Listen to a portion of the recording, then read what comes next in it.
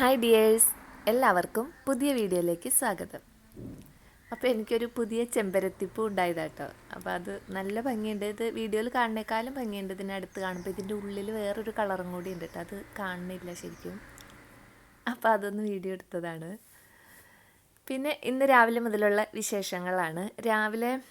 ഇന്നലെ രാത്രി തന്നെ ഞാൻ ചിക്കൻ വാങ്ങി വെച്ചിട്ടുണ്ട് കേട്ടോ. അപ്പോൾ ചിക്കൻ വാങ്ങി വെച്ചു. അതുകൂടാതെ സവാള, ഉള്ളി, ഇഞ്ചി, പച്ചമുളക് അതെല്ലാം ഞാൻ അരിഞ്ഞും വെച്ചു കേട്ടോ ഇന്നലെ രാത്രി. അപ്പോൾ അതുകൊണ്ട് ഇന്ന് രാവിലെ തന്നെ ചിക്കൻ കറി വെച്ചു. പിന്നെ അതിന് കോമ്പിനേഷൻ ഉണ്ടാക്കിയത് ഇഡലിയാണ്. അപ്പോൾ ഇഡലിക്കുള്ള മാവും ഇന്നലെ തന്നെ അരച്ച് വെച്ചിട്ടുണ്ടായി. അപ്പോൾ ഈ ഇഡലിയുടെ കൂടെ ചിക്കൻ കഴിക്കാൻ വേണ്ടി തന്നെയാണ് ഞാൻ ഇന്നലെ ഉഴുന്ന് വെള്ളത്തിലിട്ട് ഇഡലിക്ക് മാവ് അരച്ച് വെച്ചു, ചിക്കനും വാങ്ങി വെച്ചത് കേട്ടോ. അപ്പോൾ ഇതൊരു കോമ്പിനേഷനാണ്. ഇത് പണ്ട് ഞാൻ കുറേ നാൾ മുമ്പാണ് എൻ്റെ ഹസ്ബൻഡിൻ്റെ ഫ്രണ്ടിൻ്റെ വീട്ടിൽ പോയിട്ടുണ്ടായി തമിഴ്നാട്. അപ്പോൾ അങ്ങോട്ടേക്കൊക്കെ ഈ ചിക്കനും ഇഡലിയും അല്ലെങ്കിൽ ആട്ടിറച്ചി ഉണ്ടല്ലോ, ആട്ടിറച്ചി കറിയും ഇഡലിയും ഭയങ്കര കോമ്പിനേഷനായിട്ട് അവർ കഴിക്കുന്നുണ്ട്. അപ്പോൾ അത് അന്ന് കണ്ടപ്പോൾ എനിക്ക് ഭയങ്കര അത്ഭുതം തോന്നി. ഇതെങ്ങനെ ഈ ഇഡലിയുടെ കൂടെ ഈ ഇറച്ചിക്കറി കഴിക്കണം, ഇഡലിയുടെ കൂടെ സാമ്പാർ ചമ്മന്തിയൊക്കെ ആയിട്ടാണ് നമ്മൾ കഴിച്ചിട്ടുള്ളൂ. അപ്പോൾ ഇതെങ്ങനെ കഴിക്കും എന്ന് ഞാനും ഇങ്ങനെ ആലോചിച്ചിരിക്കുകയായിരുന്നു. പക്ഷെ അന്ന് അവിടെ നിന്ന് കഴിച്ചപ്പോൾ അടിപൊളി കോമ്പിനേഷനാട്ടോ. അപ്പോൾ അധികം പുളിക്കാത്ത ടൈപ്പ് ഇഡലി വേണം, മാവ് അധികം പുളിച്ച് പോകാത്ത. നമ്മൾ പെട്ടെന്ന് തന്നെ തലേന്ന് തന്നെ അരച്ചിട്ട് രാവിലെ തന്നെ ചുട്ടെടുക്കണ ഇഡലിയും ഈ ചിക്കൻ കറിയും അല്ലെങ്കിൽ ഏത് ഇറച്ചിക്കറിയും നല്ല കോമ്പിനേഷനാട്ടോ, അടിപൊളി കോമ്പിനേഷനാണ്. അപ്പോൾ ഇന്ന് ഞാൻ അത് ട്രൈ ചെയ്യാൻ വേണ്ടിയിട്ട് ഇന്നലെ തന്നെ എല്ലാം റെഡിയാക്കി വെച്ചതാണ്. അങ്ങനെ ബ്രേക്ക്ഫാസ്റ്റൊക്കെ കഴിഞ്ഞിട്ടുണ്ട്.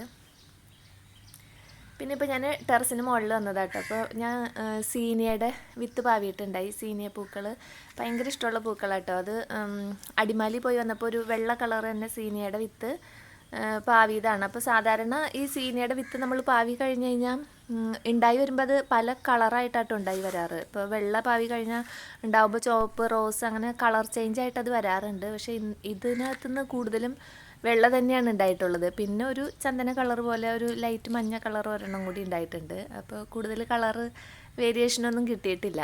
ഇനിയിപ്പോൾ അതിൻ്റെ വിത്തെടുത്ത് പാവി നോക്കിയാൽ അറിയാം വേറെ കളറൊക്കെ കിട്ടുമെന്ന്.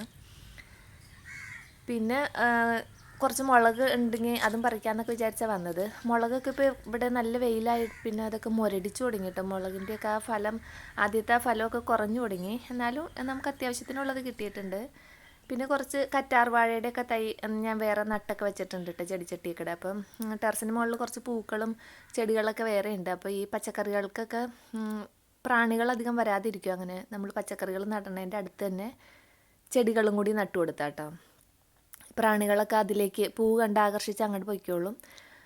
അങ്ങനെ അതിൻ്റെയൊക്കെ അടുത്തോടെ കുറേ നടന്ന് അപ്പോഴാണ് മുകളിൽ നിൽക്കുമ്പോൾ ഞാൻ താഴെ ഒരു കപ്പങ്ങാമരം ഉണ്ട്. അപ്പോൾ അതിൽ ഒരെണ്ണം പഴുത്ത് കിടക്കണം ഉണ്ട് കേട്ടോ. അപ്പോൾ പിന്നെ അത് ഞാൻ കുത്തി ചാടിക്കാനായിട്ട് പോയപ്പോൾ ഒരെണ്ണം പച്ചയും കൂടി എടുത്തതാണ്.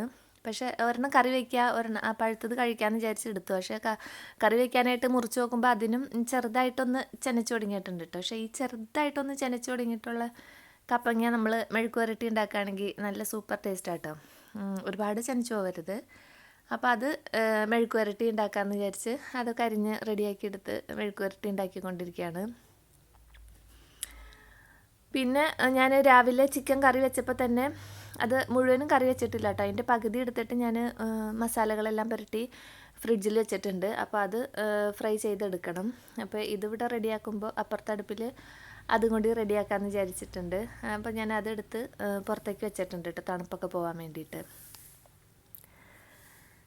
അപ്പോൾ ഇപ്പോൾ ഇവിടെയൊക്കെ നല്ല എല്ലായിടത്തും അതല്ലോ. ഇപ്പോൾ ഡിസംബർ മാസമായിട്ട് നല്ല മഞ്ഞിൻ്റെ മാസമാണല്ലോ. നല്ല രാവിലെ തന്നെ ഒരു പ്രത്യേക ഫീലാണ്, നല്ല മഞ്ഞും ഒരു ക്രിസ്മസിൻ്റെയും ഒരു ന്യൂ ഇയർ വരാനൊക്കെയുള്ള എന്തൊക്കെയോ ഒരു പുതുമ പോലെ നമുക്ക് ഫീൽ ചെയ്യണ ഒരു മാസമാണല്ലോ ഡിസംബർ മാസം.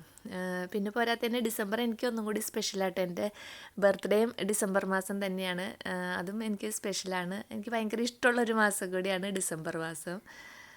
അങ്ങനെ ഞാൻ ആസ്വദിച്ച് കപ്പങ്ങയൊക്കെ മെഴുക്കുവരട്ടിയൊക്കെ ആക്കി വെച്ചിട്ടു. അപ്പോൾ ചില സമയത്ത് നമ്മളിങ്ങനെ കുക്ക് ചെയ്യുമ്പോഴും നമുക്ക് നല്ലൊരു ഫീലായിരിക്കുമല്ലോ, നല്ല ഇഷ്ടത്തോടുകൂടി ചെയ്യാൻ പറ്റും.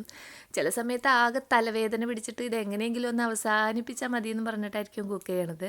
അപ്പോൾ ഇന്ന് എനിക്ക് പൊതുവേ നല്ല ശാന്തമായ ഒരു അന്തരീക്ഷമായിരുന്നു കേട്ടോ. അപ്പോൾ ഞാൻ എല്ലാം ആസ്വദിച്ച് തന്നെയാണ് ഇന്നെല്ലാം ചെയ്തത്.